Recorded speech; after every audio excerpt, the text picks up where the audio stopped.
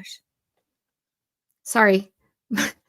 My mic was not on this entire time. Thank you so much for telling me this. Of course. All right. So I'm Minnie Hunt, and this is the Five Heart Podcast. I'm filling in for Greg, and he'll be here shortly. He's just running late. So thank you all for, I am a, thank you, Aaron. Hey, I appreciate it. Yes, I am a professional streamer. How did you know?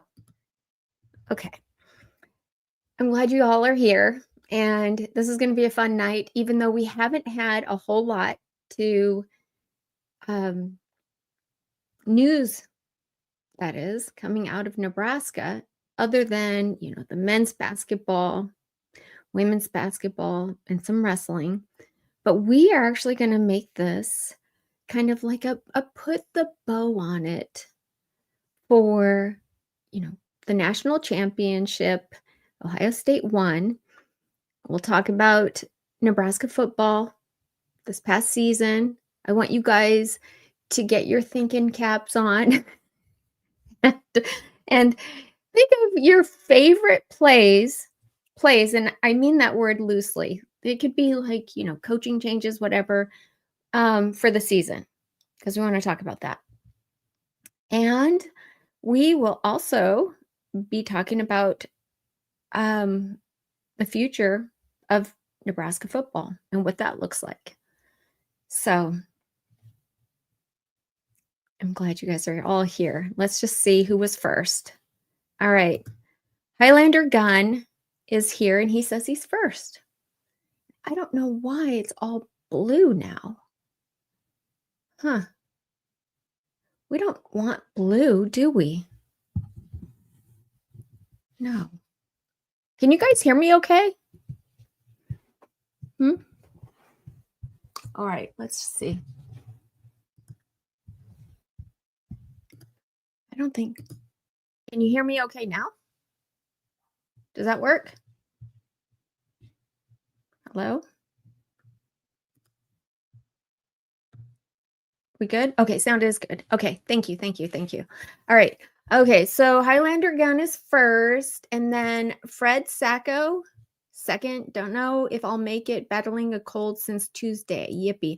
Be careful, because the colds are turning into like real sicknesses. But it is going around right now, so try and stay healthy. Drink water if you can. And what's this? Pit Snipe. I won ONE, the sandbox. What is that? The sandbox. You'll have to fill us in. Oh, okay. Then he says it's a test. I bet Greg gets it. Well, Greg's not here, so you have to explain it to me. I'm sorry. You have to. And James Boardman says, fourth beat missing for number 44. Rest in peace, Calvin. Yes. I'm going to wait to, talk about that until Greg gets here, because I'm sure he'll want to talk about it. But he was found dead today, or yesterday, rather. And we will definitely talk about it. Oh, my light just went out. Okay. So, recapping the national championship game. I think you guys were all here whenever we were talking about it, but Ohio State won, and we talked about like what type of money Ohio State got for, being national champions, and it was something ridiculous, like compared to what Notre Dame got. Notre Dame got $20 million, and I think Ohio State got like 1.96, which every team in the Big Ten did, because it's split across the board.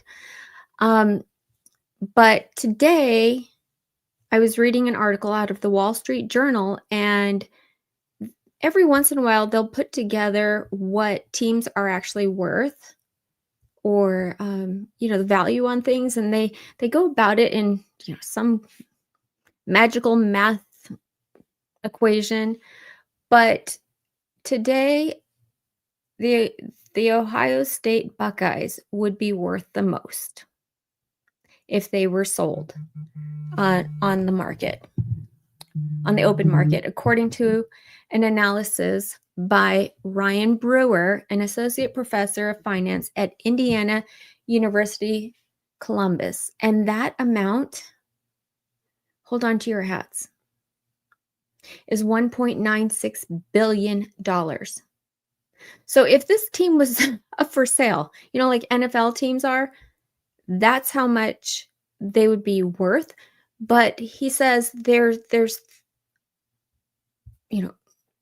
intangible things that can actually increase the price. So it would probably, that Ohio State would probably sell for $4 billion. And then Texas comes in second at $1.9 billion. And then Michigan, Georgia, Notre Dame. In fact, I have a graphic here. This is it. So this is the value of these teams if they were sold. To me, I'm thinking, wow. And then you add on the $20 million that each team is able to pay out in revenue. I don't think that any of that is in this. And NIL. There's not a cap on NIL. So, this is big, big, big bucks. And I just wanted to go over it real quick. It says the person who comes up with these evaluations, he looks at top line revenues, growth, and drivers of cash flow, and makes projections about the sustainability of the operation, just as he would with any other business.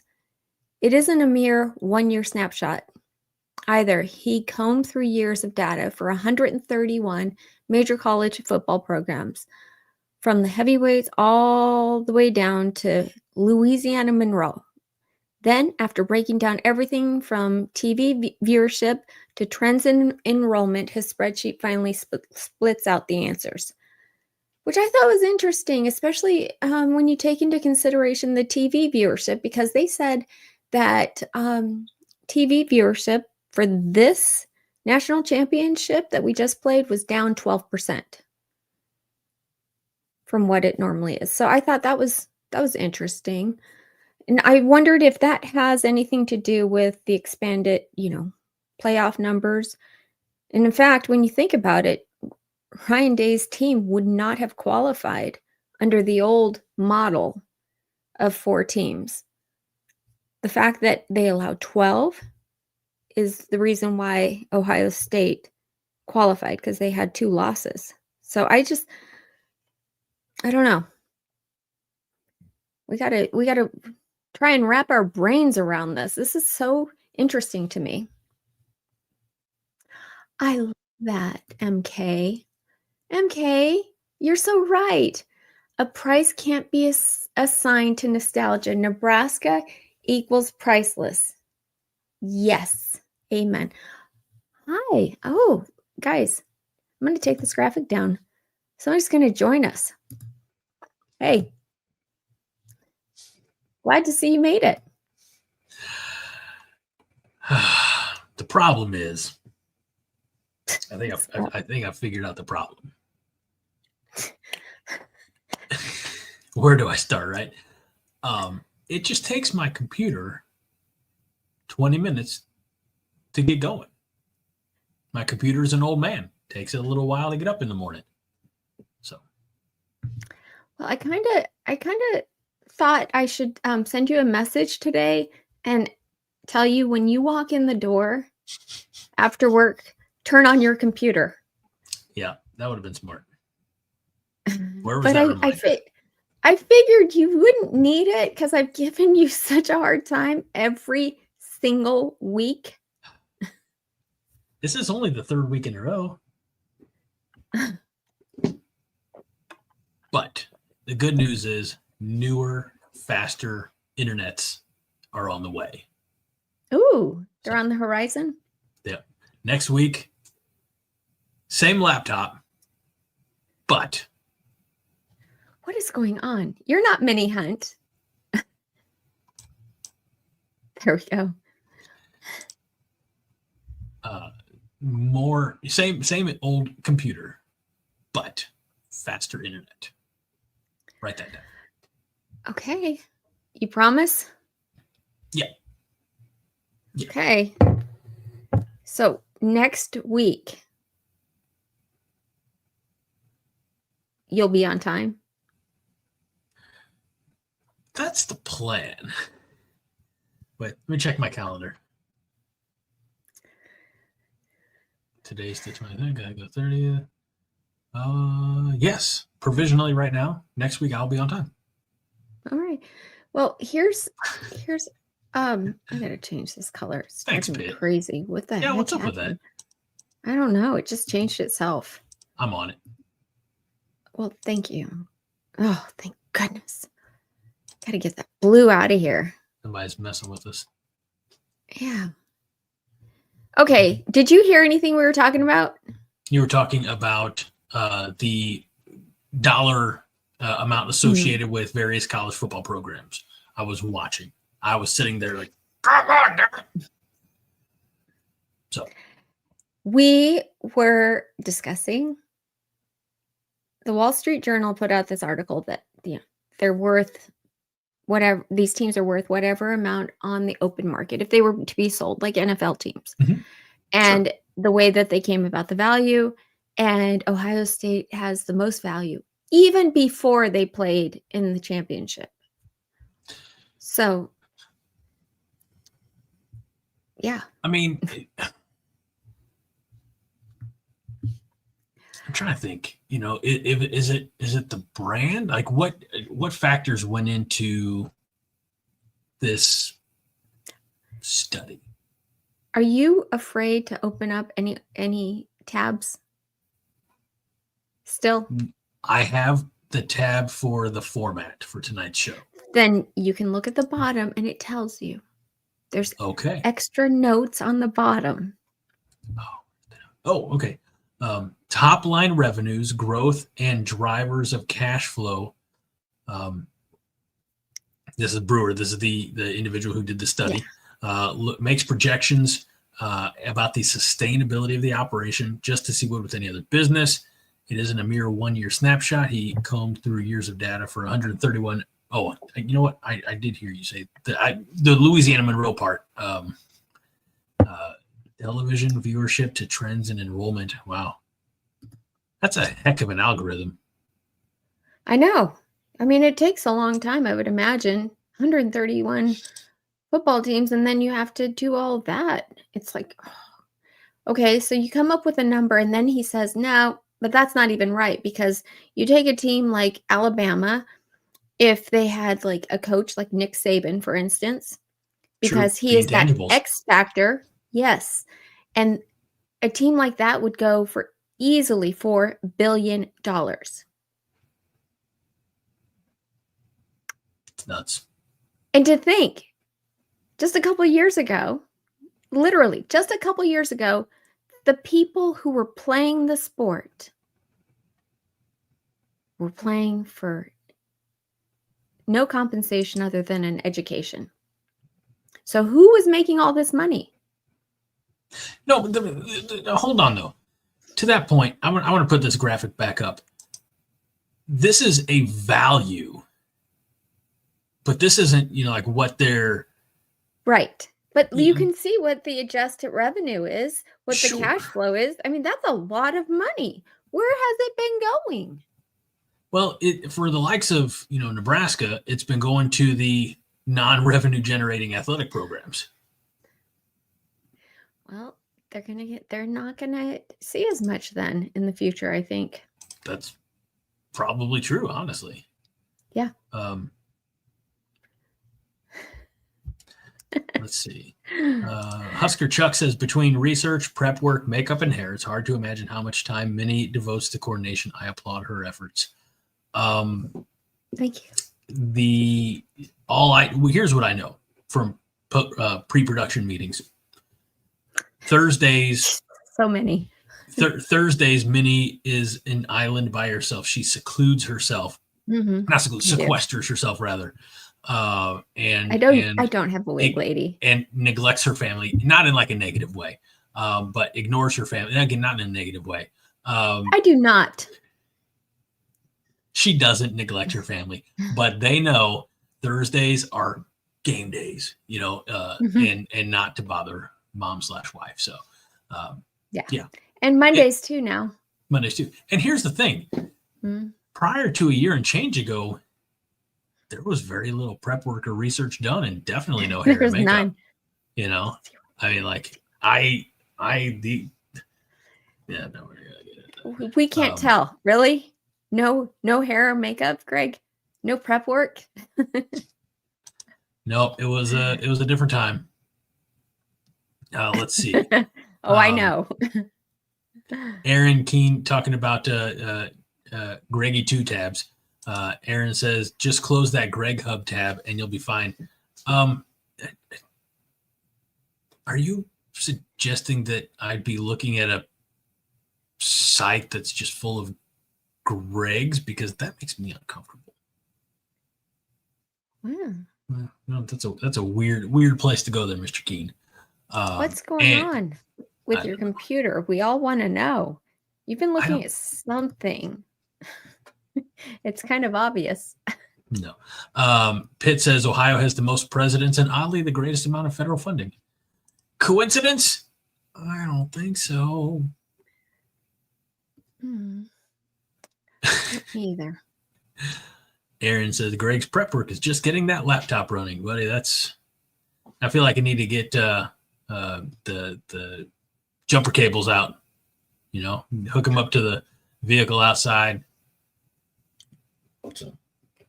Maybe you need to take your laptop to. I mean, do they have like computer doctors where you live? Probably. Okay. But probably take it there. Minnie, can you highlight that next comment? Oh gosh. All right. Husker Chuck wants to know, what's Greg drinking today? That's a very good question, Husker Chuck. What's Greg drinking today? What's Greg drinking today? Whoa. Never gets old. To who? To who? To me. Sometimes I do things just to entertain myself, Minnie. It's okay. I know. I have 2 cold Yinglings, and the 2 cold Yinglings will be drunk tonight. They're going to be consumed tonight. Okay. And I'm late to the party, so I better start. Yes, ma'am. I mean, yeah. Hello. Hi, me. Yes. Okay. So before you got here, James Boardman was number 4, and he had mentioned, and I know that you worked today. Yes. But did you know about the passing of Calvin Jones? I did see that. I know Nebraska Huskers on Facebook did a really nice post, as you would imagine that they would. So they had a really nice post about him. There's a picture of him. Yeah. And it says that there was an odor of gas in his apartment. Oh.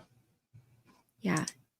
And he was found deceased. So, but in 1992, as a sophomore, he had already picked up more than 2,000 career rushing yards. 2,000. Could you imagine? And Zone Jones. And Zone Jones, Dana Williams on Facebook.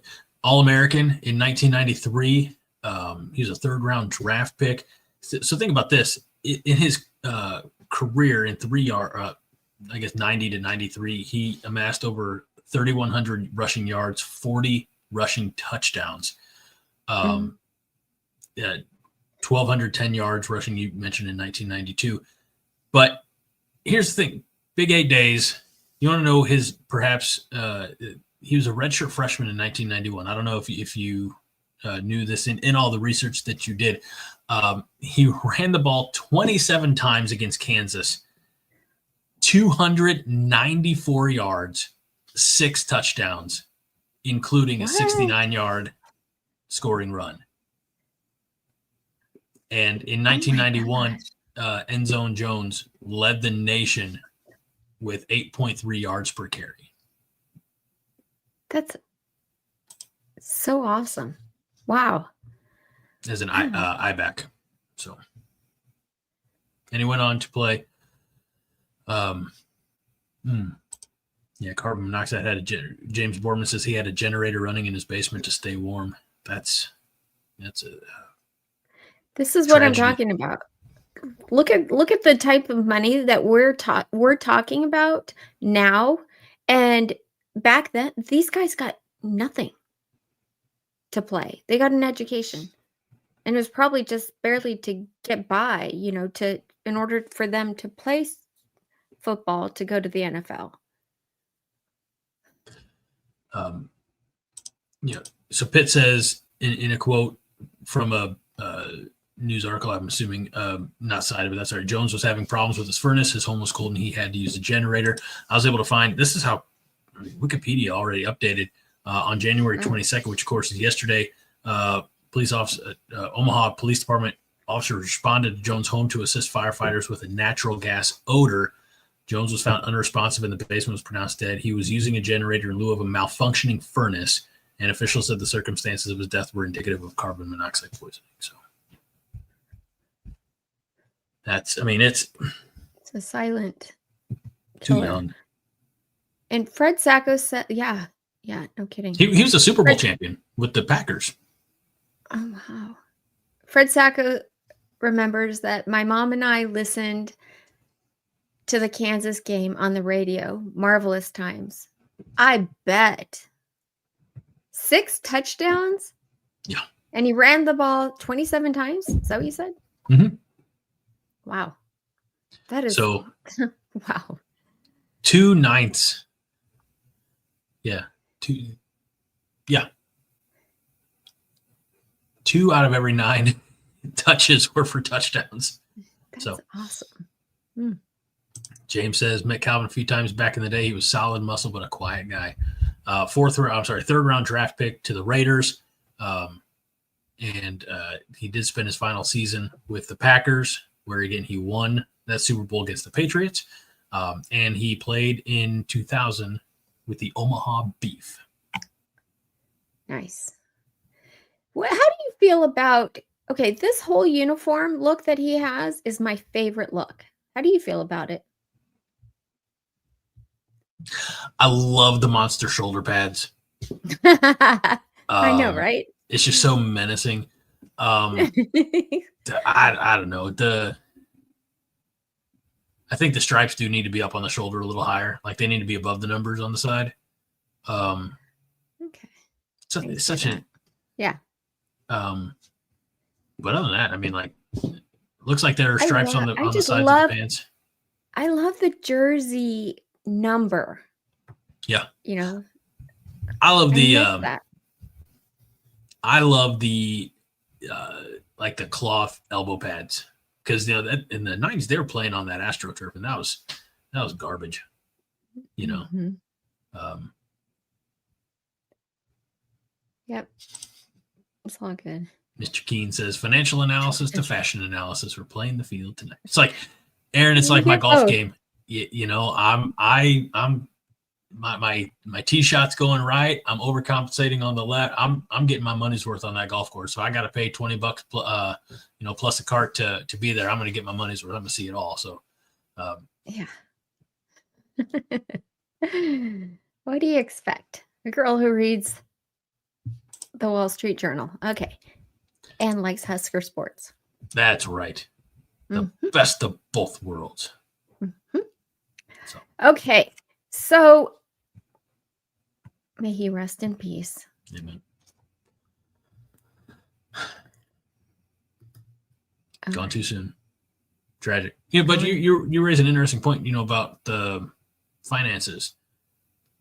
Guys of Makes me so athletes of his mad. caliber today, college football players of his caliber today, would never have to worry about a faulty furnace, barring some financial catastrophe, bad investments or something like that. It, So you know, that's I think the real tragedy. the reason I love Husker football so much is because to me, it's that type of mentality. Like, you just want to go out there and win for Nebraska. It's like some heroic thing. And it's the same mentality as somebody who signs up for, to go into the service, the armed services. You just want to be, um, you know, of service to your country because you love it so much. And I think we ought to take care of our veterans. And I'm not trying to get political, but we ought to take care of our ex football players, especially if they've sustained an injury. I mean, Especially when we're throwing around money like this. sure. I'll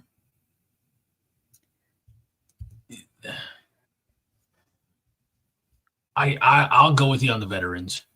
I feel like that one is, and that's not that's not a slight against college athletes or but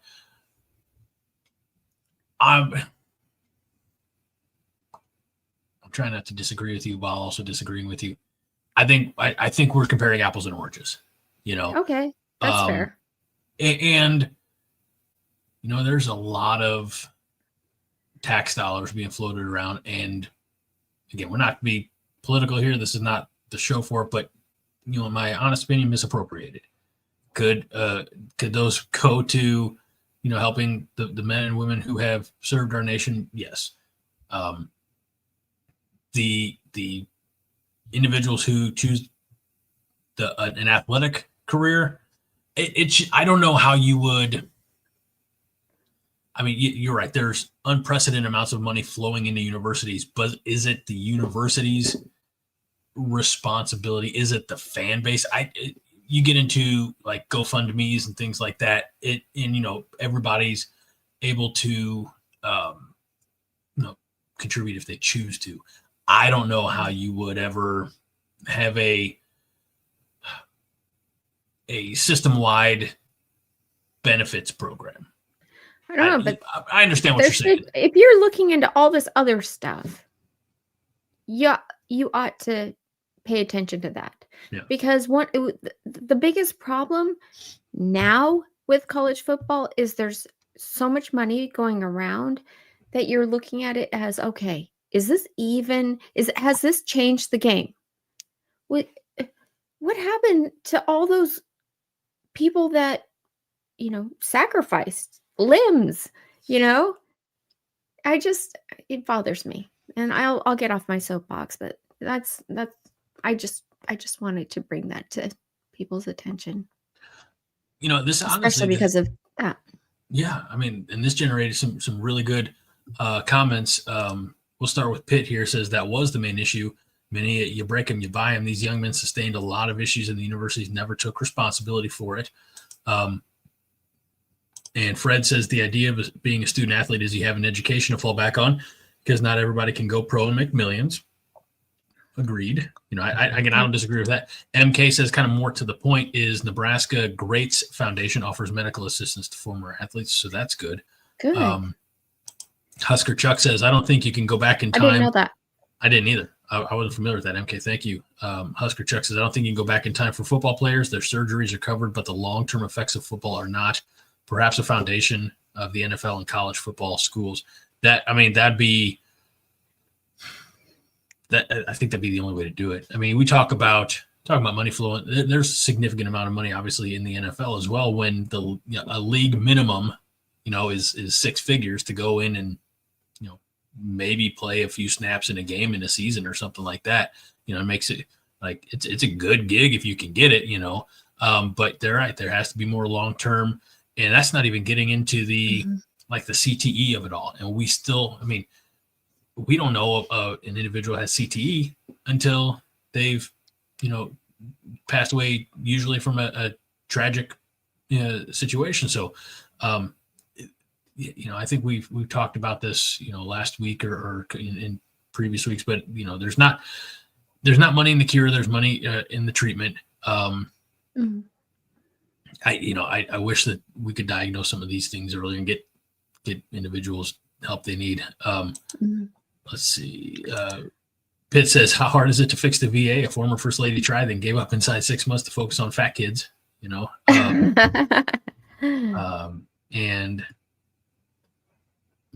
And Pitt says, also says, "Chuck, just saying, lots of things could have been done for these athletes' health, and nothing was, or nearly." And again, yeah, it's some type of, you're right, foundation. There. Mm-hmm. I think a Nebraska Greats Foundation sounds like it's definitely sounds really good. on the right. Of course, Nebraska would have something like that, but imagine the places that don't. But and I'm not trying to like overshadow what Nebraska does, but if Nebraska does it, I'm sure Ohio State or Michigan or Alabama or Tennessee I'm sure a lot of them do. I just don't know. There's not as much information about it, and if we don't know about it, well, who's to say that even some of the former athletes who need the care know about it? It's true. So, I don't know. Good point, Greg. All right. Terry says, like service vets, I think something should be done for college athletics vets. Okay, well, I'm tapped. Me personally, I got no. I can't. I've given until it hurts. So they're gonna have to request donations from somewhere else. But I'm not opposed to them. I just don't know how you get the ball rolling on something like that. I don't either.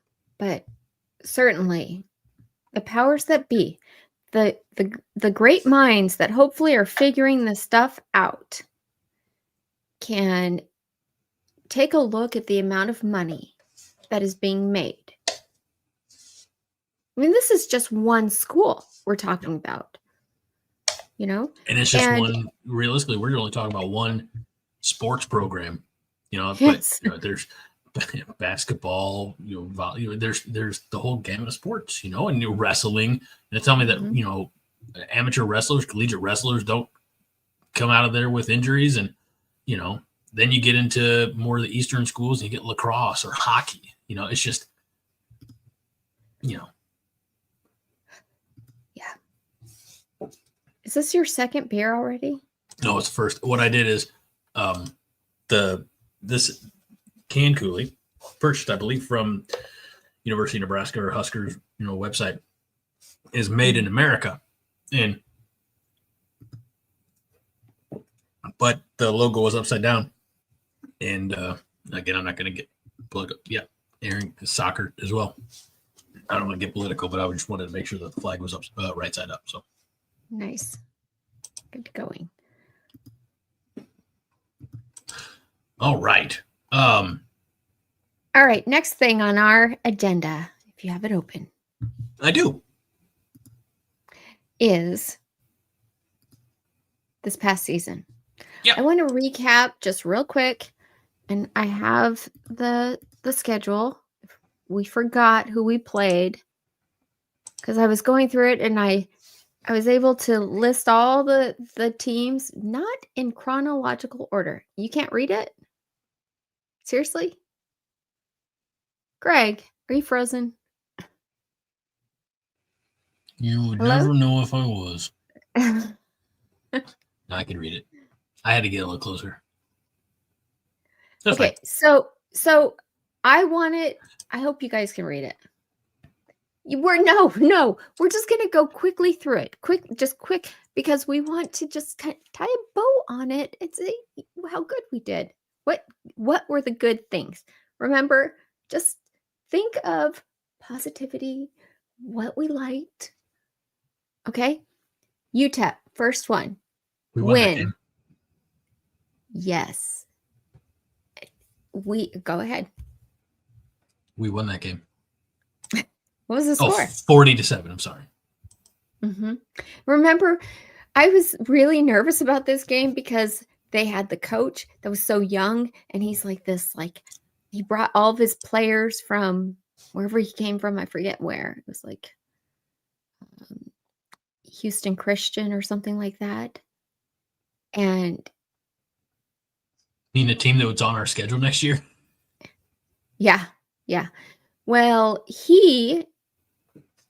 Scotty, what was his last name? Scotty, I can't remember. Anyways, we beat the pants off of them 40-7. We came out swinging. Yeah, he thought they And were that going to felt compete. really, really good. That felt really good, didn't it? It did. It felt nice But then, go ahead. To beat somebody that we're supposed to beat. Is that what you're going to say? I was just going to come out, start things off on a positive note because it'd been a while since we started the season on a positive note. Mm-hmm. We lost to Minnesota last year.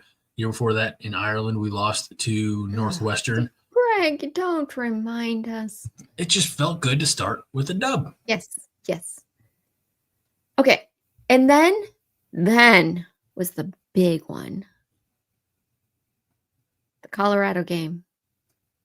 The one we all circled in red on our calendars.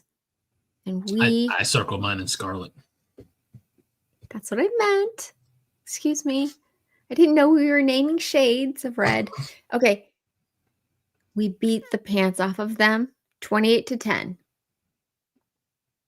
And it felt so good. Memorial Stadium was never that loud. I didn't like giving up 10 unanswered points and not scoring in the second half. We definitely shot our wad, I feel like, in the first half. Mm-hmm. We also had missed opportunities. I recall Ramir Johnson. I don't know if it was the wheel route or screen or what, but he had I think if not the touchdown, but certainly a big play that got called back for a holding or something like that, a block in the back or whatever it was. So missed opportunities to pile on more there, but for my first game inside Memorial Stadium, I couldn't have been happier. So yes. Yeah, that's true. Northern Iowa, 34-13. Illinois was our first loss. In overtime, of course. Boo-hoo. Yeah, it should never have gone to overtime.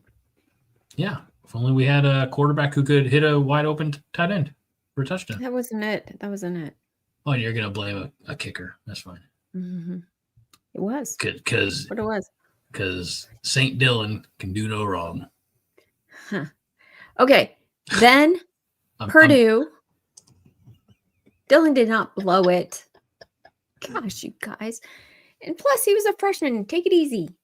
No, not what they'll say, but through that many snaps, that many reps, and you get, I mean, I know that the fourth game of the season is not the sixth game. You get halfway through, the freshman season, you're not considered a freshman anymore. You're just considered a starter. Okay, that's fair.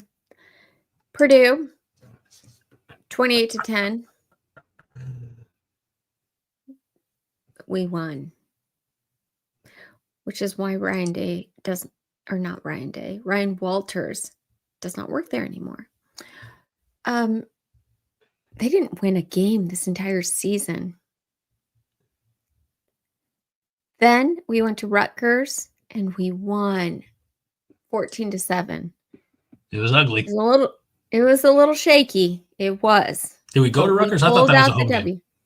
No, we went there because they finally had fans in the stands. Oh. Yeah. Because they had won a couple games before us. And so their fans are getting excited. They beat somebody they weren't supposed to, which made us nervous. But we beat them 14-7. And then the most disappointing loss of them all, Indiana. 56 freaking points to 7.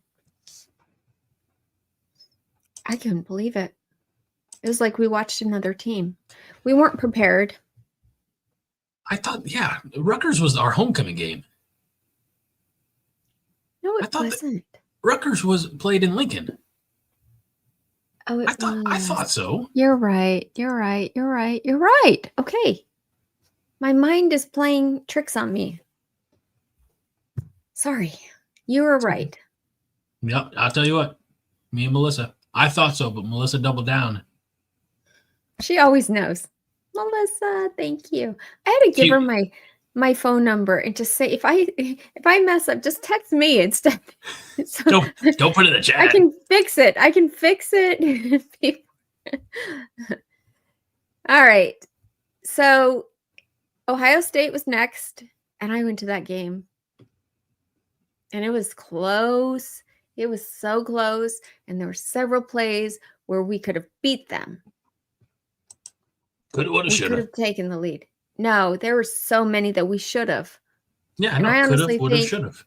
if we had Dana Holgorsen then, we probably would have. Are you tired? Are you yawning? No. Or if we would have got more Heinrich Harburg. You mean the tight end? No, Jalen Gramstead. No, maybe if we would have played Danny Dimes, he wouldn't have transferred. You don't play him. I loved him, but you don't play him. All right. UCLA, another loss. Ooh, and that one really hurt. Starting to mount up. That was against Deshaun Foster, remember? I do. And he basically was elected the head coach because he had gone to school there, and he came out with the chip on his shoulder, which I didn't like. He beat us 27-20, which again, we should have done better. USC 28-20. What? I just realized, shame on me. You have the graphic up for the schedule, right? Yeah. And you still said that Rutgers was played in New Jersey. I wasn't looking at it. Okay. I wasn't. Carry on. USC. Another game you went to. Mm-hmm. You're 1-2 on games you attended live this season. Oh, don't make it my fault. I did not make it your fault. I just play the averages. Yep, 28-20 we lost. Wisconsin.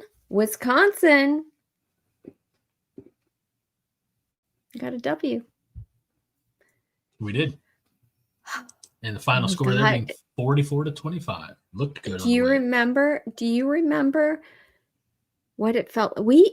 You and I, we did a after game reaction thing, didn't we? Didn't we do that then? I think we did because we were so excited. I'd have to go back and look, honestly. We did. We did it after Wisconsin. We were bowl eligible. Right.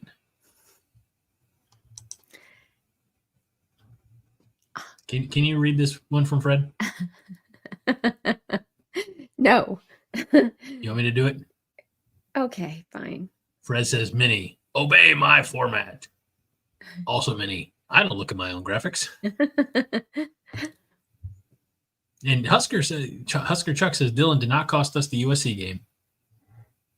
What? I did not. No. No, I was standing there with Dylan. We're looking at each other and we're just looking like, what happened? Why is the game over? That last call did not make any sense. He wouldn't leave the field and I wasn't going to leave him. That's not at all surprising. Melissa says, I'm telling you all, Minnie cursed us with long snapper. No, I warned us. And a little too much time.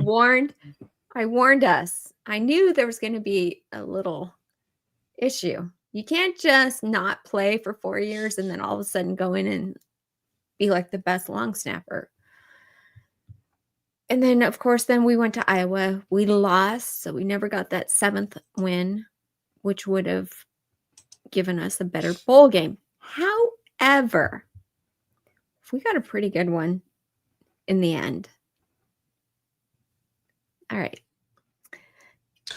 We did. I mean, we're not going to talk about that just yet. Okay, sorry. I don't know what all we're going to talk about because according to my format, we're on part number 3. 2. Now we're moving on to 3 of 7. Mm-hmm. By the way, since I wasn't here earlier, can I just remind the good people out there in viewership land that we are live right now on YouTube, Facebook, and of course, X. Yeah, I don't do that. I didn't do that. You should. It's a good time. I should. You're right. I'm still learning. What can I say? It's going to pick up, Fred. I'm almost certain of it. Okay. So what the top plays that I have, you guys, are, I think, Greg, you might possibly agree. Colorado win, and especially with Dante Dowdell breaking the arm of a certain player. What's his name? Just because he's so tough. It was so and nobody even knew it happened. This is where you and I differ. Shiloh Sanders. Why? This is where you and I differ, Minnie. I'm not out for blood. Like, you relish seeing people being hurt and injured, and that's not. No, actually, I don't. That's not nice. And I was glad I didn't know it at the time, because I would have been really distraught. But knowing it after, I was okay with it. My favorite play of that game, I think, was the very next play. Dante Dowdell running full head of steam towards the end zone, and Travis Hunter saying, the discretion is the better part of valor, and saying, I'm not even going to try to tackle him. I'm just going to back my way into this Heisman Trophy that they're going to give me for no apparent reason.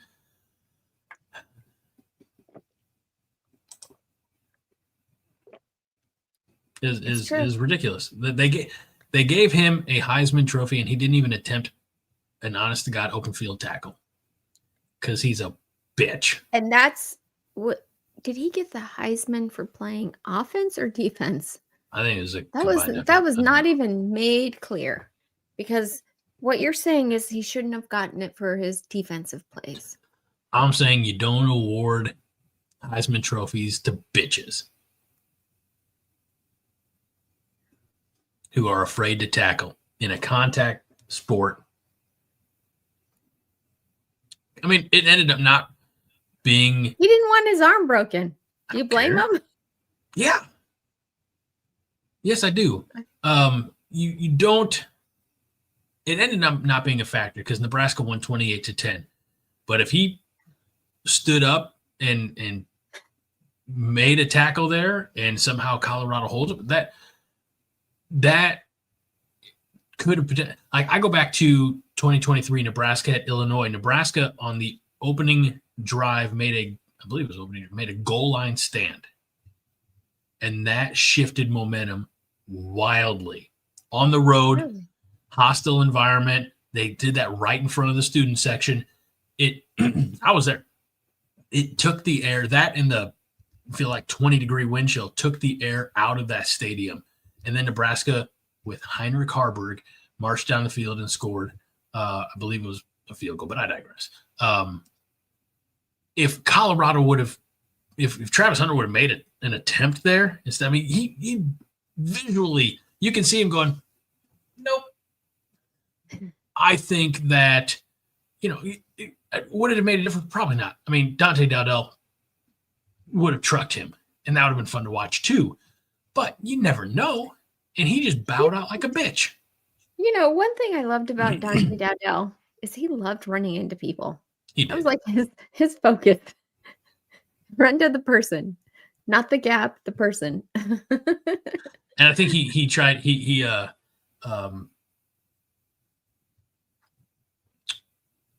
started adjusting that later in the season. Like, I think he actually started looking for open field, but yeah. Well, okay. So. Amen. The biggest robbery in Heisman football history. Ndamukong Suh.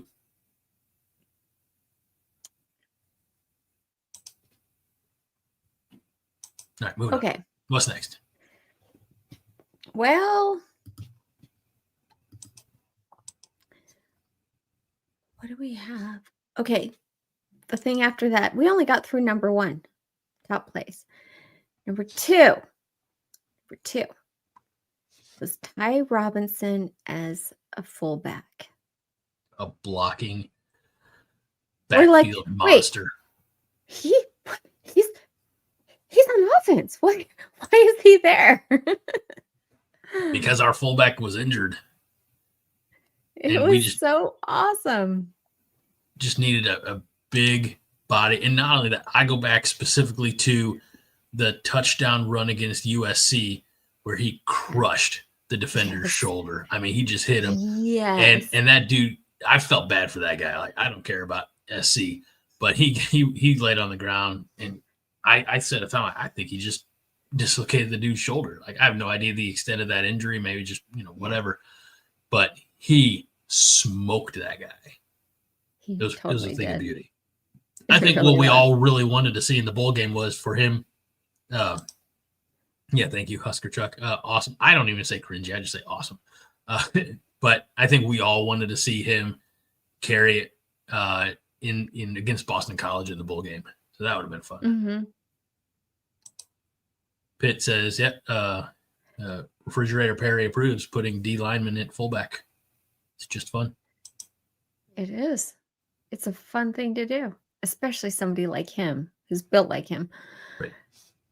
Okay, number 3 is coaching changes. That's not a play. Yeah, it is. Oh, okay. Yeah, it is. Because college football is like playing chess. You have so many pieces that you have to control. And coaches, as we know, can make or break a team. When we started off, guys, I'm going to remind you, you're not going to like this, with the disappearance of Evan Cooper. Just him resigning out of the clear blue sky in the spring. And we're like, what did he do? Right? Because it wasn't spring. It was over the summer. And I think it was over the 4th of July weekend. Because they made sure that everybody was on vacation. And we're like, okay. There's lots of hearsay as to what happened. We don't know anything for sure. But because of that, we got that new hire from the New England Patriots. Buffalo Bills. Same conference. Or same division, Butler. I mean. Oh, geez. It's true. John Butler. And now, of course, he came on as the defensive backs coach. Now he's the defensive coordinator. So, and it's good. It's great. I'm being very careful to not bring up any alleged, rumored discontent, we'll say, between Rule and former coaches. But as Thuzero says, what does Thuzero say? Bow chicka wow wow. I don't even know what that means. I don't either, but I like it. So off-putting. I'm very confused. All right, moving on. Time to make a change.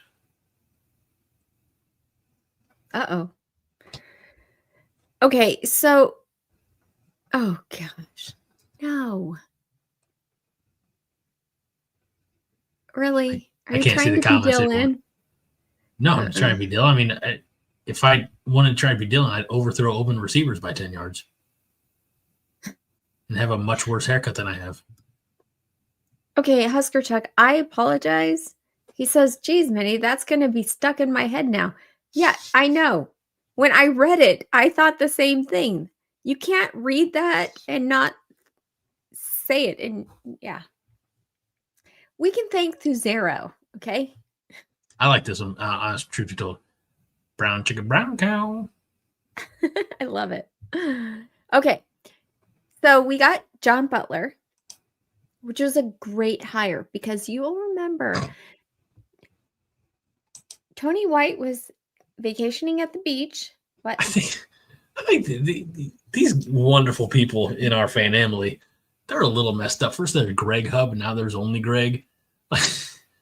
There's some obsession with me. And look, I'm not Calvin Klein. I don't have Obsession by Greg Machko. Like I'm fine with it. Like, you know, I didn't know that I'd be a sexual role model for so many of you. Oh, I don't think you are for anyone. Okay, to be honest. Okay, moving on. Yes, especially for Evan Cooper. Okay.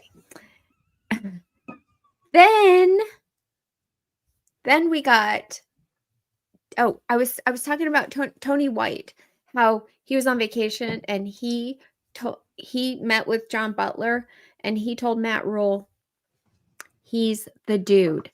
And remember way back when we heard him say that, I said, I take that as him saying he's my replacement. I think this was all in the works before he left. What? What's so funny? No, I'm not. It's, you know, I just think at the end of the day, I hate to think, I'm not a conspiracy theorist by nature. So I don't want there to be, you know, like, you know, I think backroom chatter, you know, and you know, I think it's totally true. You think so? Oh yeah. Yeah. I said it then. It's just too obvious. Okay. You can just go on being Pollyanna. Okay. This is what happened. Then they brought Dana Holgorsen on, which he had already visited in the spring, remember? Nope. And we were like, what is he doing? Could he become our next OC? And he was busy traveling the world, having fun. But then he was brought in as an analyst. And then he was hired with 3 games left as the OC, and Satterfield was demoted. So this is like, that was crazy. That is what breathed life into our chat and made them the Holgormaniacs. Wait a minute. Can you say that one more time? I'm sorry. I was not prepared. You should, because your voice just went into like Holgormania.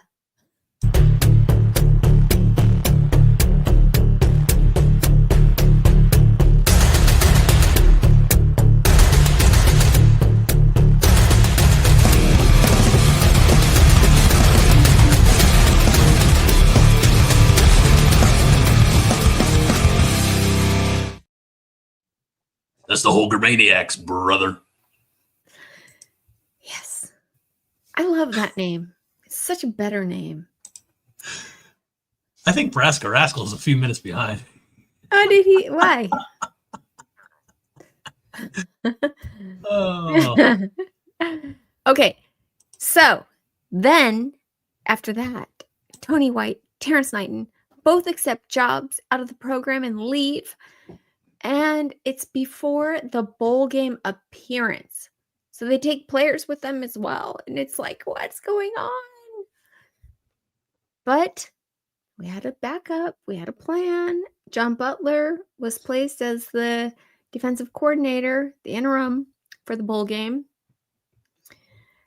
And the wide receiver coach left as well. Not Garrett McGuire. You remember his name? I did. I had to think about it. You know, you saw the hesitation. Like, yeah. I just remember McGuire. I'm like, oh, wait, I have a child with this shares the same name. Yeah, I would think you would remember. Okay. And he was replaced by Kentucky's wide receivers coach, Dakeil Shorts, which was the perfect hire. And then Phil Simpson was hired as the defensive lines coach. And I mean, these are tons of coaching changes. I always look at what a team has gone through as far as coaches to determine whether or not they're going to be any good. And usually it means that the team has to get used to them. And now we're also in the market for a special teams coach.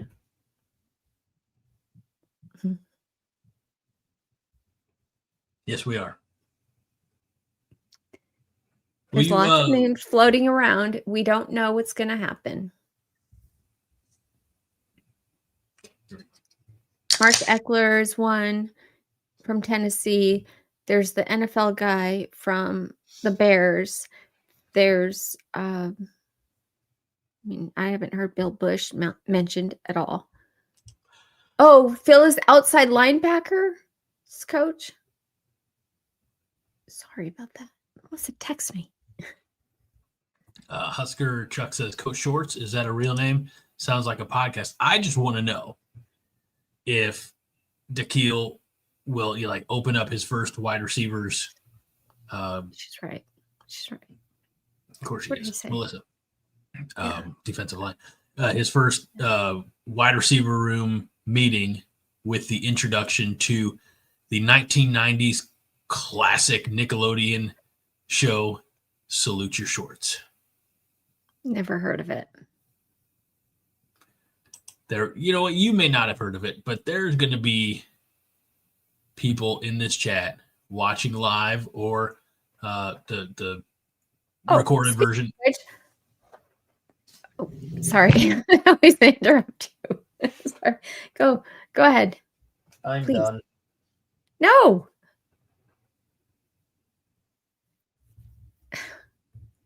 I'm sorry, Greg. Please continue. I have nothing left. Other people don't know what you're talking about either. Fred Zacco. Fred's older than me, though. By a lot. Wow. That's kind of mean. I mean, it's cool. Fred and I, we're cool. But so yeah, Salute Your Shorts is classic. I can't believe that Fred doesn't know what I'm talking about. I mean, I know that Fred's older than me, but I just thought everybody knew about Salute Your Shorts. I apologize. Yep. Vote on. Well, there you go for thinking. That's Ageism. what I get. Hashtag ageism. Yep. That's what he just did. Aaron Keene. That's not ageism. It's assuming. And you know what happens when you assume something, Aaron? You make an ass, in this case, out of me and me. So. Yeah. And calling Fred old was probably not that good of a move. Yep. This is why the show goes 2.5 hours sometimes. Because he'll pout if I interrupt him from going off track. Okay. The bad boy. I want to say this real quick. What? Ever since it was the buy a lot part. Yeah. Ever since you, let's face it, took over the show, my contribution has decreased. So I have only a little bit that I can actually work in there. So I got to get my spots in when I can. So that's all I'm saying. I understand. All right. It's okay. Look at Melissa looking out for big brother Fred that's so Fred. Nice. You're right. I did see that Fred said he's under the weather. My apologies to you, Fred. Please don't go through all. Yeah. Be nice to him. Okay. So the Bad Boy Mowers Pinstripe Bowl in New York City played on a baseball field against Boston College. And we're like, what? Why did we get chosen for the worst bowl in history? But truth be told, guys, it was the best bowl. The guys had fun in New York. Matt Rule opened up the New York Stock Exchange. Well, so did Bill O'Brien. I don't care about that. I'm just saying, like they were Come on. equal. Come on. Okay, fine. Whatever. They got all this like baseball memorabilia from the Yankee Stadium. And most importantly, it was the slipperiest, muddiest, rainiest bowl played this season. That was entertainment, watching them slide like that. And it looked fun. And we won. Oh, yeah. I forgot. We won 20-15. We did win that game. It was a good time. So what do you think that means for the future of Nebraska, the Cornhuskers? Well, we got the 15 extra practices, which certainly helped. We were able to get young guys added reps, which are invaluable. And we were able to, I think, send the I don't say older guys, but they're not Freds. But we got to Fred must really like you to put up with that. Yeah. Well, you put up with a lot when you surround yourself with good people. We got to send like the Ty Robinsons, the Giffords, the Nashes, etc. We got to send those Ben Scotts out with a win. Because we got to. No, they sent us out. They're like, you guys have been loyal. We're playing for you. And they did that for us.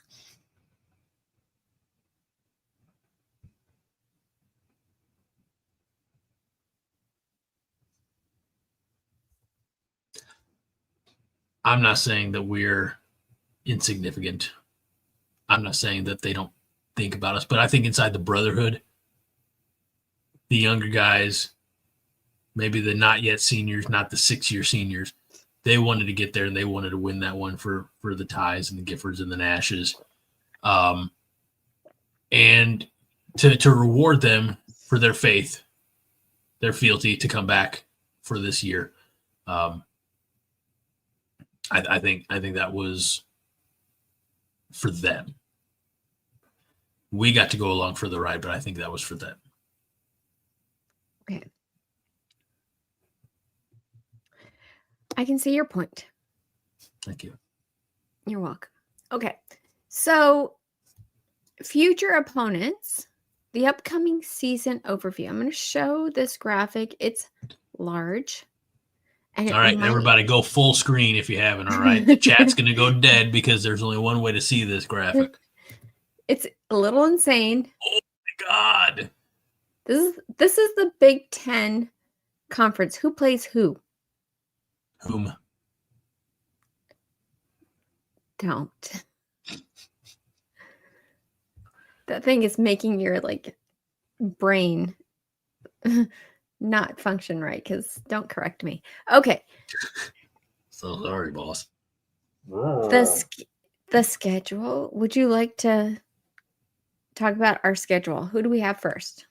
Cincinnati at Arrowhead Stadium.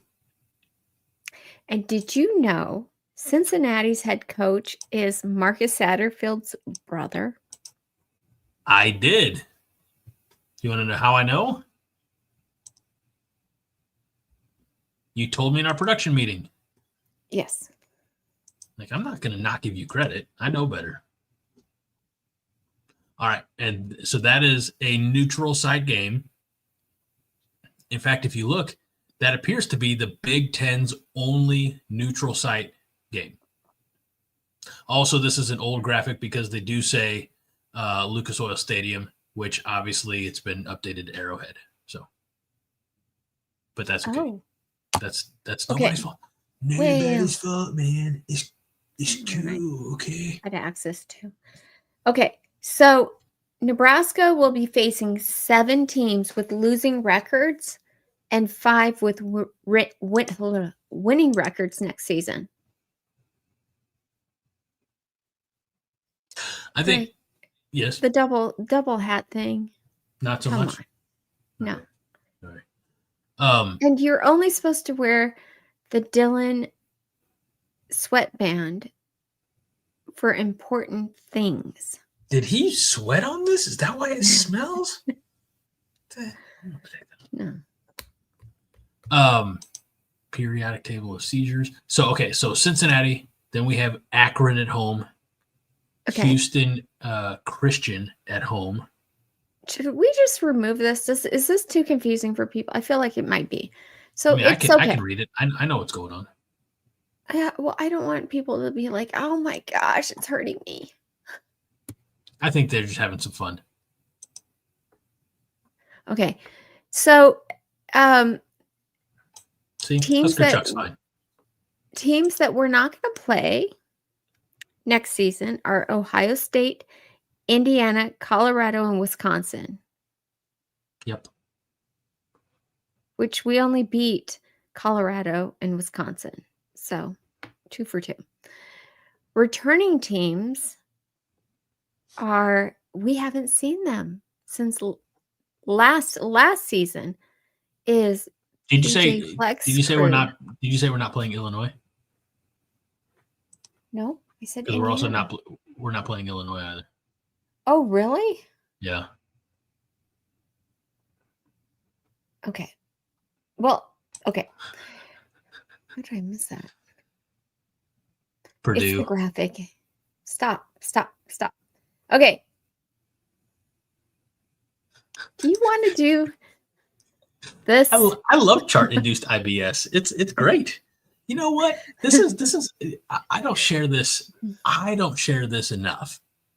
But if you're trying, huh? Melissa has already memorized it. Probably the entire conference too. It's because it's Melissa. It's amazing. She is awesome. But also, we don't play Wisconsin. But you said Wisconsin. Here's the thing. If you want a fast track to weight loss, get you some IBS. Write that down. So, we have Michigan after Houston Christian, then a bye week. No, but it's important to talk about. We're going to play Minnesota. PJ Fleck. On the road. The second time in a row that we've had to play Minnesota. Again, what are the chances that Malachi plays against us? Didn't we talk about this on Monday? I don't know. I can't stop wondering. I mean, it's going to happen. I'm sure he's got that one circled on his, individual little calendar, whatever. Huh. He's a Nebraska kid. He spent 2 years in Nebraska. One of them, on a bye week after an injury. Or, I mean, not a bye week, a redshirt as an injury. So he will play in that game. Mark my words. Yeah. Well, and then Northwestern, remember, we haven't played them for 2 years. 2 seasons. Well, we played them in 2023. They got, because of their scandal, when we played them, they had an interim coach who became the head coach, who was fantastic. David, forget his last name. But he's been the coach now. This will be his 3rd season. Mm-hmm. And the thing about him, he's a great coach.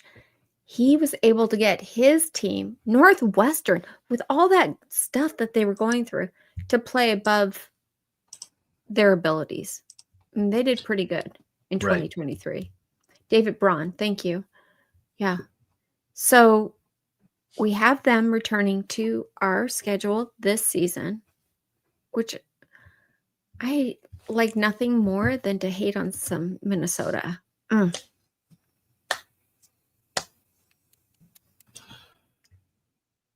Yep. What about you? I hate them all. Okay. Good job. I mean, I'm not. It's January. I'm not going to in depth. A lot's going to change between now and August. It's that my briefest analysis is I hope we destroy them all on the football field, whether it's theirs, ours, or neutral Arrowhead. I want to rain down a proverbial fire and brimstone upon them. I want to win every game 70-0. It will never happen. Stop that. That won't happen. Stop that. I don't know why. I wish we could. No, it's not that we can't. It's just our coaches won't let us. They won't let us. That's something else Somebody said, and you pointed this out, we got to step on people's throats, which sounds so like, wow, who would even think that? I don't remember if that was last Thursday on the show or on Monday night when I joined you on therapy. Yeah, we need to just put the boots on their necks and run up the score a few times. Honestly, like we don't have to be nice. Nobody. You think Indiana was nice to us? When they went 56-7, they were out to make a point. We need to go back to that. Let's make a point mentality. So. Yeah, but you're also viewed as the jerks. I don't want to be viewed. I don't want to be viewed as a jerk. Okay, so let's talk about the powerhouse programs that have good, winning schedules or winning records from last season. Michigan, Penn State, and Iowa. We play all three of them. Right. And we play Penn State on the road. That's late. I think that's the second to last game of the season, or maybe third. I believe I talked to you before. That's going to be a primetime wideout game for Penn State. Make no mistake. For sure. And then, Michigan is, I believe that's at the Big House, right? No, that's at home. That's at home.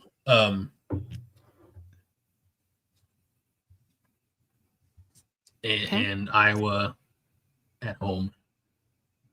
Here's the thing, and I just and it's way too early for season predictions, but they're all winnable. I'm not. They always have been. I still have here, my 2024 season prediction sheet. And I've got you and me and John and Jake and Haas all right here. We all were way off. But I'll never, again, spoiler alert for August, I'll never not pick Nebraska to win. We know, Greg. You're optimistic, even though it doesn't come across in this show. We know you're optimistic. But we will be playing the matchups from last year are USC, UCLA, and Iowa. And we lost those. The 2025 revenge tour.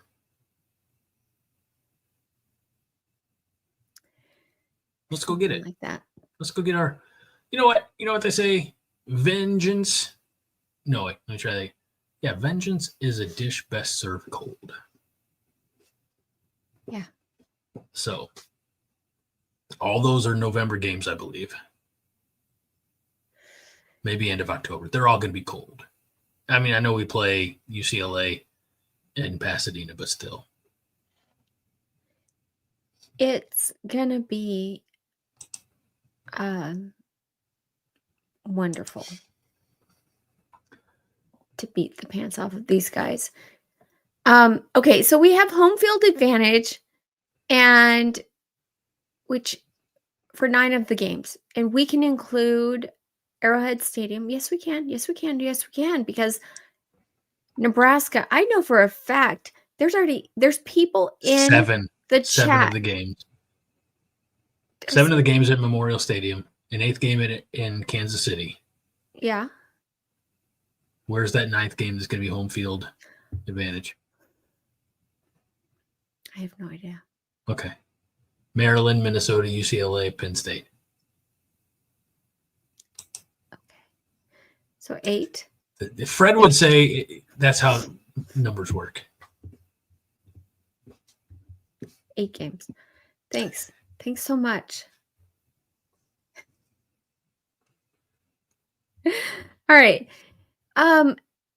Home field advantage. That's important. It is. It's still more games than are away. Yeah. 7 out of 12 games being at home. Plus 8 out of 12. the- I was going to say 8 out of 12 games being at home or neutral site, and only 4 true road games. That's huge. And that is huge for us. And I'm going to show this. Pit Snipe says 8 at home is as good as it has ever got. And that was with 4 non-cons. So we have a lot to look forward to. Schedule-wise. Mm-hmm. It's going to be a good time. Yeah. I'm looking forward to next year. I'm already looking forward to next year. So, me too. Greg, would you like to go into this next little bit, or do you want to save it again? Seems like it's a lot.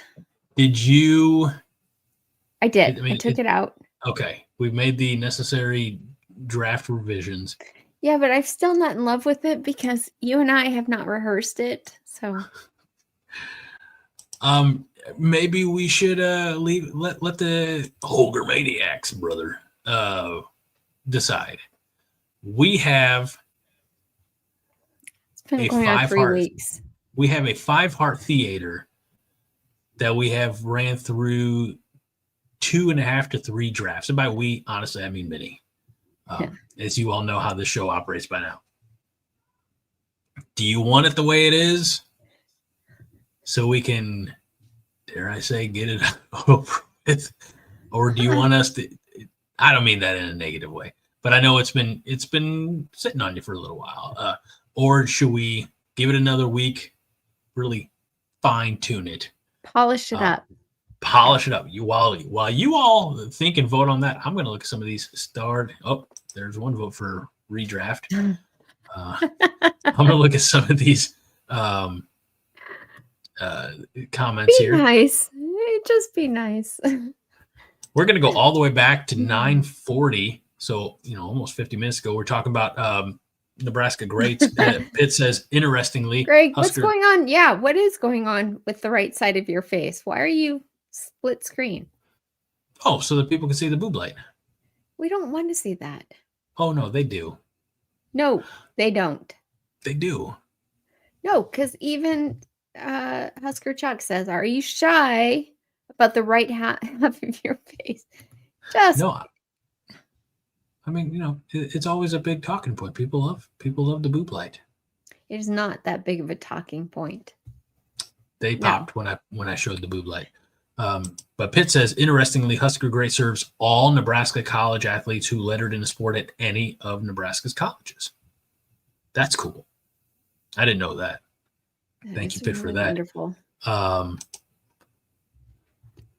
And Husker Chuck, this was an early comment from a more recent topic, but Husker Chuck said we only played 3 teams that we played last season. He said that 50 minutes ago, so well before we got into this year's schedule. So thank you, Husker Chuck, for having the format and knowing what we were going to talk about earlier in the show. So Melissa wants to know specifically to you, Minnie, how are you going to protect Dylan next year? Probably by not stalking him as much.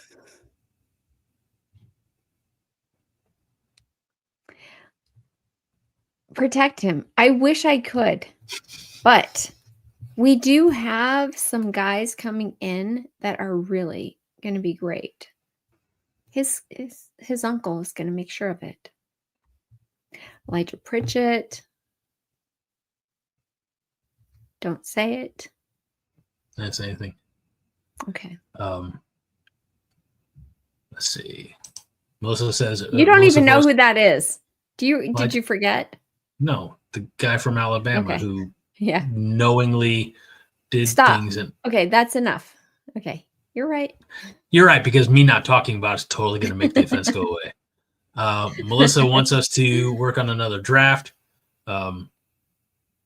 We've polished it for 2 weeks. I came up with a second draft already. Jeez. Pitt says we are listening to the boob light. Aaron says boob light's 2025. Fred's waiting for John to pop out of that door. That door is a pantry, so if he's coming out of there, he better bring me snacks. Vince loves boobs, even if it's just a light. Husker Chuck says it'd be better if there were two. They're a little there we go. They're a little spaced apart, but Unlimited boob lights in Greg's house. no, they are limited. No, they are. It seems like they just pop up anywhere you put the camera. The best boobs Oh, do. there's another boob light. Husker Chuck said in regards to how he had it, seemingly an advanced copy of the format. He says that you email him the instructions. Nebraska Rascals pumped for the game in Kansas City. Going to be awesome tailgating before. That's going to be fun. He bought tickets for his Christmas present or nice. Birthday present. Yeah, that's really great. I need to do that. Let's see. Sorry, everybody. Worst look of the night. Michael Hassman says Shiloh got trucked, and it was beautiful. It was beautiful. It was. James Boardman says at number 3 of her favorite plays of the season is Tommy Hill's pick 6 against Colorado. That too. That was wonderful. Pitt says, not sure the Eckler hire is going to happen. Every day I get more doubtful. And I believe that. Aaron Keene says, from host to whipping boy, the Greg Mahochko story. But Eckler's contract runs out in just a couple days. Like 10 days. Give it a week. Why are you're changing the topic? No, I didn't get to talk about. It wasn't really necessary, was it? Okay. Just kidding. Information. What is this? A serious Nebraska show? No, we're here to talk about how this used to be my show and now it's your show and I'm the panelist. And you try and throw in boob lights. And give the people what they want. In a while. Give the people, you play the hits, right? You play the hits. Fred says this show is like a 2-hour Royal Rumble. Everybody has to get their spots in. Thank you, Fred. I gotta get what I can. Otherwise, it's just forearm. Husker Chuck says, will we see mud games in Lincoln with real turf? I hope so. I'm gonna, for clarification, I'm gonna, this context. That would be fun. We are getting real grass in the coming years, so I'm hopeful for mud games and things like that. So I'm not trying to correct you, but I got to correct you. It'd be fun because we're going to have some of those September, October rainy days, and it'd be good to get back to old school football. Pitt says Eckler's contract. Didn't know that, Minnie. I feel better. There you go. There you go. Let's see. Fred says first Minnie is a Holgormaniac. Now she's a Husker veteran. Wow. That has come to the point from last week or Monday where you claimed that you were a Holgormaniac, and I said no, you were a Chatterfield, and you got promoted before the Holgormaniacs were a thing. So. I'm honorary. Nope.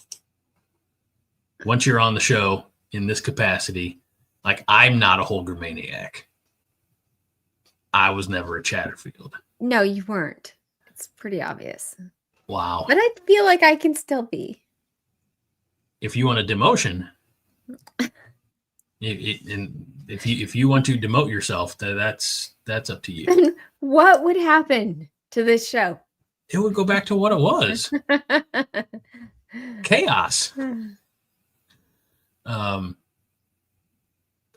Melissa wants to see a Husker cup from you next week instead of that shiny, sparkly, expensive, unnecessary, gaudy monstrosity. It was from my niece. I'm sorry. And it cost $48.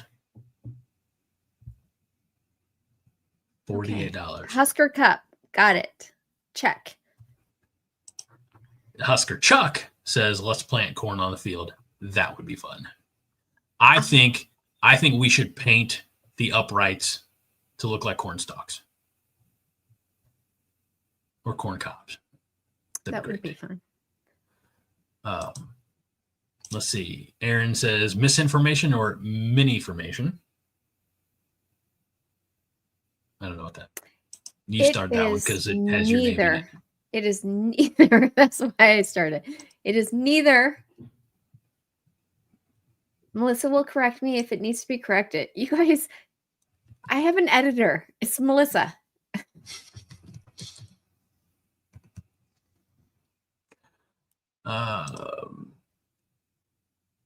Fred says that Big Ten schedule is in the style of Minnie's chart that tracks Dylan's meal and shower schedule. It's 10:37 Central. What's Dylan doing right now, Minnie? I know you know.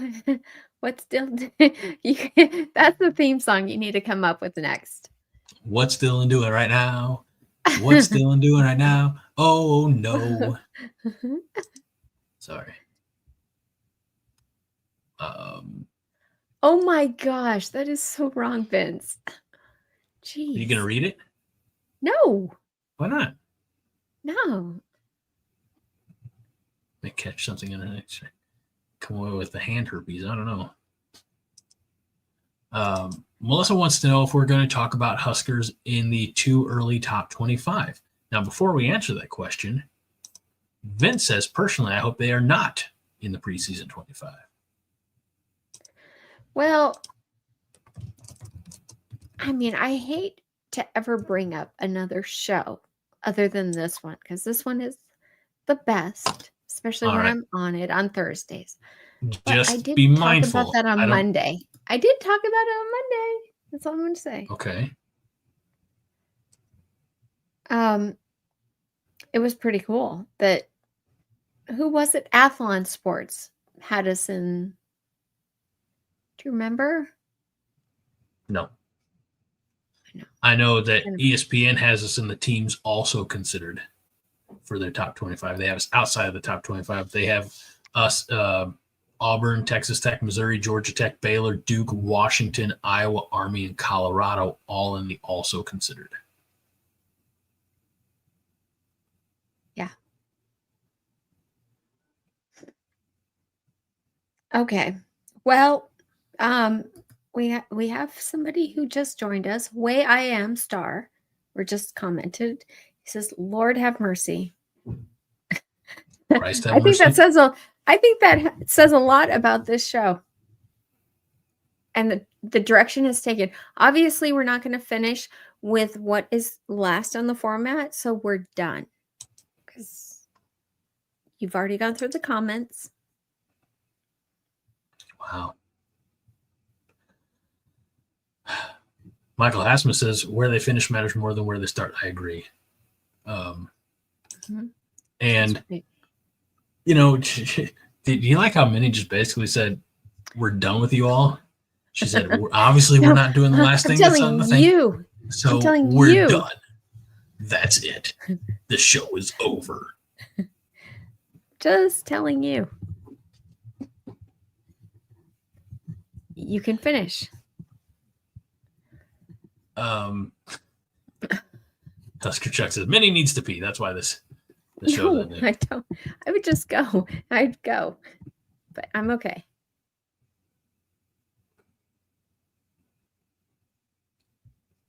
All right. Well, everybody, that'll do it for this episode of the 5 Heart Podcast. We're so glad that you took time to join us here for this oddly short episode. It only went an hour and 40 minutes, not 2.5. Welcome to the off season, I suppose. Next week, maybe we'll try talking a little bit of basketball. Maybe we'll try to find somebody seasonal to bring on and visit with us a little bit about the sport that they cover for cornation.com, which is where I go for all of my Nebraska Cornhusker news, and I hope you do as well. We are a fan-supported site. Emily. Fan Emily.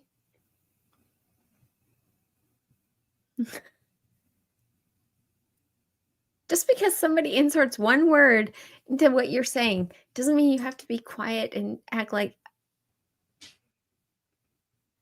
Okay.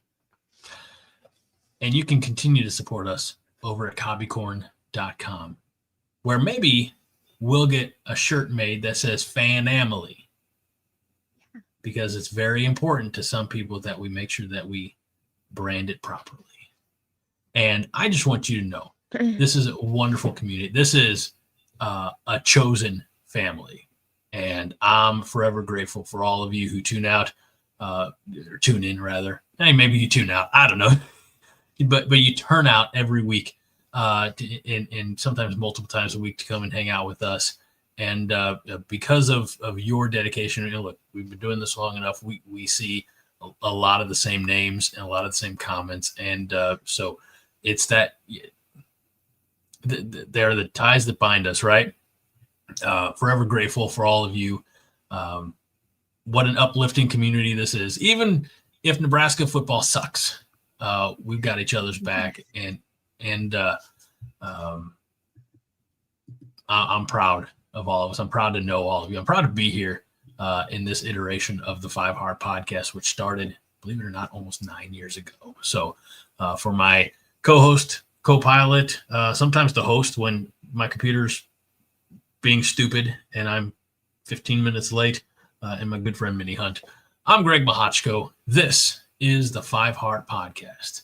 We remind you each and every week that 5 Heart is all the heart you need. Minnie? And go Big Red.